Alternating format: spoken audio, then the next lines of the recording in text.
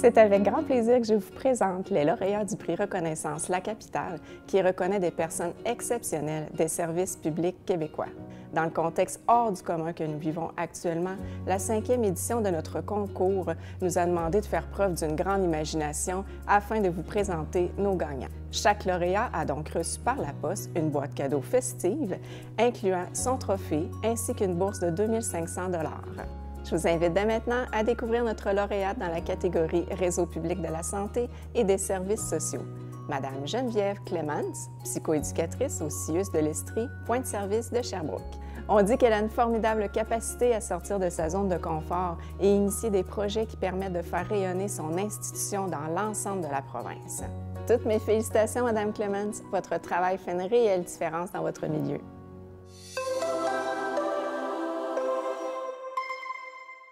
Je pense que j'ai un grand respect pour les gens. Je pense que je pense que j'ai de la facilité à aller distinguer la personne versus les comportements qu'elle adopte. Ils me font confiance, qu'ils ont leur juste, mais à la base, il y a un grand respect des gens. Wow! Voyons donc! C'est magnifique! Moi, personnellement, je suis psychoéducatrice. J'interviens dans un service d'application des mesures spécialisé en troubles de comportement et en abus sexuels. Donc, mon travail, c'est de soutenir des familles en difficulté, à mettre en place des moyens qui sont efficaces, qui sont durables pour assurer la protection des enfants.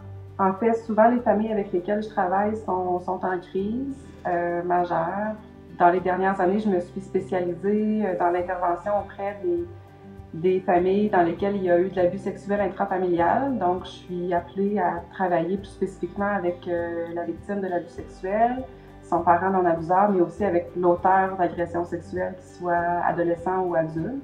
Au début, le défi est souvent de créer l'alliance avec la famille, de les amener à nous faire confiance, de se montrer responsabilisant en lien avec le geste qui a été posé, mais très empathique aussi.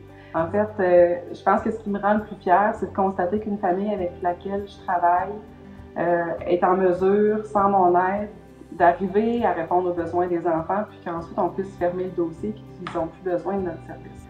En même temps, dans les dernières années, ce qui me rend fière, c'est les interventions, en fait, les programmes qu'on a mis en place au CIUS de l'Estrie juste pour répondre aux besoins d'une clientèle pour laquelle on n'offrait pas de service auparavant, qui est la clientèle des ados auteurs d'agressions sexuelles.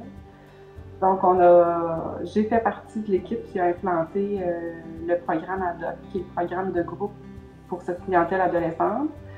Et plus récemment, on a aussi mis en place, j'ai coordonné en fait l'implantation du projet Gaïa, qui est un projet de recherche visant les familles d'ados auteurs d'agressions sexuelles.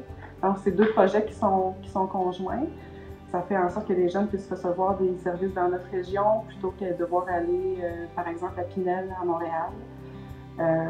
Donc ça, dans les dernières années, c'est une application qui me rend très fière. Félicitations, vous avez des fois festoyé Madame Geneviève Clemens, formidable capacité à sortir de sa zone de confort et initier des projets qui permettent de faire rayonner le Centre jeunesse de l'Estrie à l'ensemble de la province. Bravo pour votre dévouement exceptionnel. Wow, merci! Oui, je reconnais mes implications, mais en même temps, je considère que plusieurs autres de mes collègues auraient pu aussi mériter ce prix-là, donc je le prends. Mais je le prends aussi pour eux, parce que je pense que ça permet de faire rayonner notre travail positivement.